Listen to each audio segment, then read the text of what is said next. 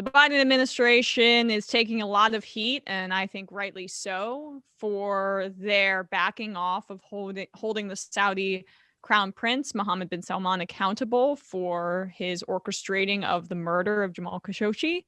And Jen Psaki is on her heels trying to defend this position that's clearly meant to appease the leaders of Saudi Arabia and maintain that relationship based on arms sales and, of course, that sweet, sweet oil. Here's Jen Psaki yesterday, I believe. Back on Saudi Arabia, during the campaign, obviously, former Vice President Joe Biden was very well aware of the history of the U.S. government in terms of who they sanction and who they haven't. But yet he said, we're going to make them pay the price and make them the pariah that they are. How does this come anywhere close to his pledge to Americans in November of 2019 at that debate? Well, first, the president has been clear to his team, and he's been clear publicly, that the relationship is not going to look like what it's looked like in the past.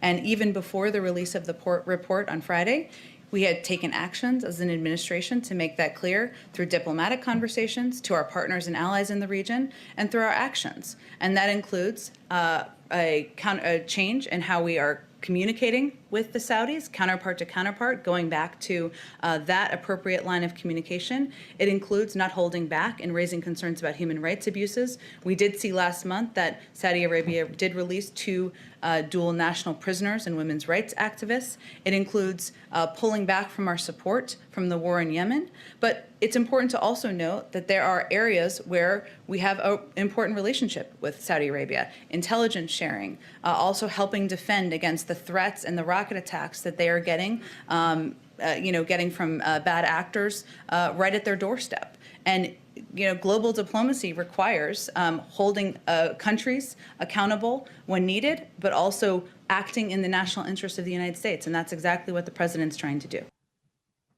Notice she said holding countries accountable there, right? Notice she also said pulling back in our support for the war on Yemen. So when she mentions that the United States is still going to be providing support for rocket attacks along the Saudi border, what that means is we are still sort of supporting the war in Yemen. Supporting the war in Yemen. And notice also how, I may have said this out loud already, but I want to reiterate the point. Holding countries accountable. So not holding an individual accountable, not sanctioning MBS for the fact that he hired a gang of his buddies basically to murder and dismember a United States resident, a columnist for the Washington Post, not holding him accountable at all. And then this, liberals, be real here. If Trump had done this, you know that every network would be criticizing him to the nines every single day. And they should. And we should be doing the same for Joe Biden, especially because he said his stance on foreign policy in Saudi Arabia would be markedly different, and it's just not. And that he'd hold them accountable. Mm-hmm. I mean, not just this. I mean, journalists should be speaking out. I mean, this is such an egregious example of our... I mean, that's what I'm finding with all these decisions in the last month is Biden is revealing himself without the cover of a Republican Senate, which, I'm still not convinced he wanted to win in Georgia.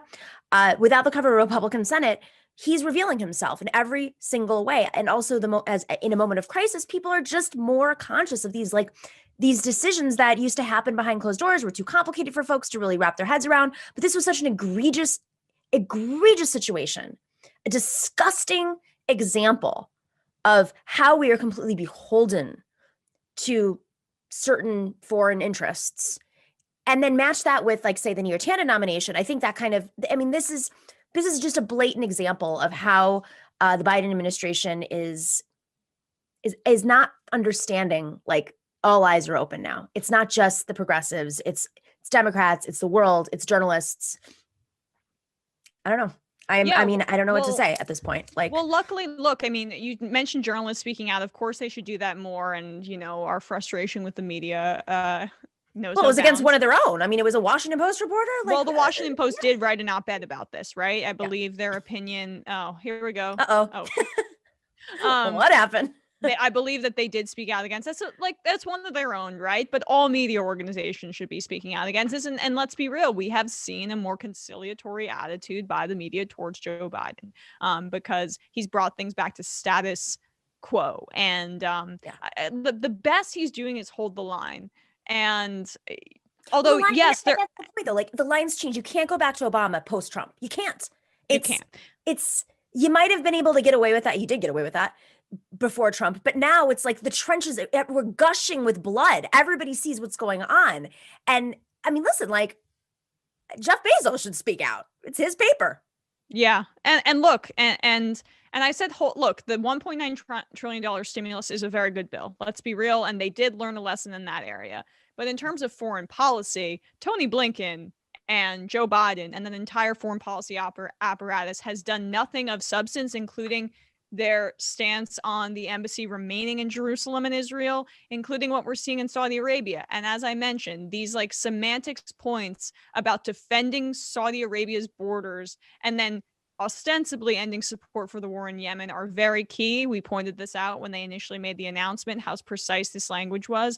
And you're seeing why that precision was so important, because and we are still supporting that genocide in some ways. And the strikes, not consulting with Congress fully, basically issuing a memo. It's and another statistic I heard this morning that blows my mind. I think 50% of Yemenis are experiencing hunger right now. 50% of Yemenis are experiencing hunger right now. And this is in large part due to what we have done and the support that we provided throughout the region.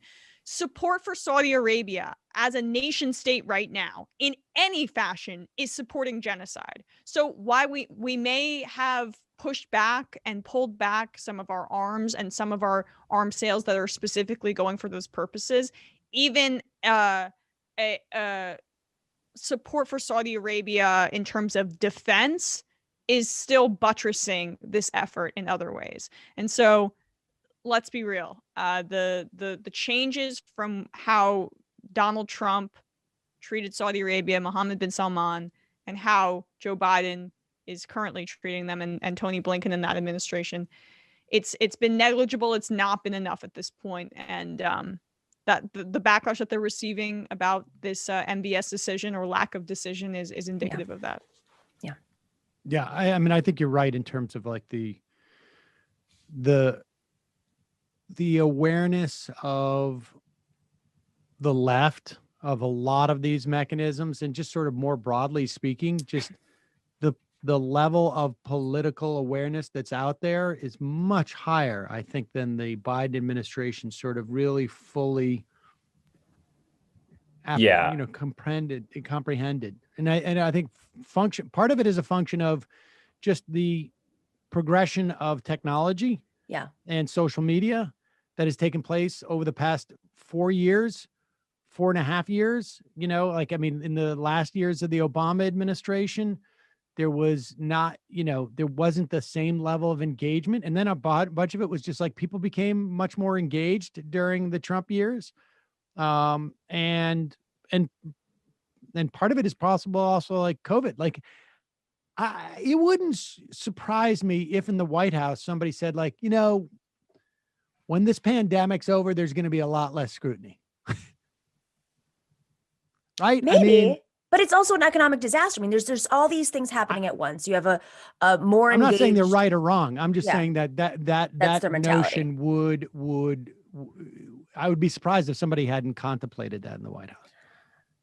I mean, even just the questions that Jen Psaki, yes, they're giving reporters are giving them more of a pass, but they're also asking direct questions like that NBC reporter. I do think it's a little different. Like, it's obviously more, the temperature has calmed down quite a bit in that briefing room, but they're asking the questions. They see what the conversations are online. I mean, that was a very like online question that he asked. Yes. Yeah. And to equate those two things, that question would have never come in any other era. You would have just never heard that type of they wouldn't have thought to make that question. You're right. Because they did get that from sort of what was in the air in social media. I also just want to make this point because I got messaged on Twitter by a fan about this, because when we were talking about, the next frontier of how Joe Biden's going to be critiqued, maybe that was yesterday, about China. And I said, I don't care. I don't care about Joe Biden being tough on China, meaning like, not that I don't care how that affects Chinese people and escalates things. That's how it was taken. I meant that, like, as liberals, that's not a issue that resonates with us where like, oh, he needs to be tougher, right? What I was saying is that the Republicans are going to use that as their attack because that seems to resonate with them based on the polling. They want tough on China policies. That wraps up xenophobia in it. It also wraps up it allows them to touch on the same points Trump talked about with jobs going elsewhere without really having any policy changes that would prevent outsourcing of jobs. So I just wanted to clarify that point. It also hits the business community. I mean, Fox Business, talks about China all day long. They don't, care about jobs being outsourced. They care about competition. So that's a Bannon strategy.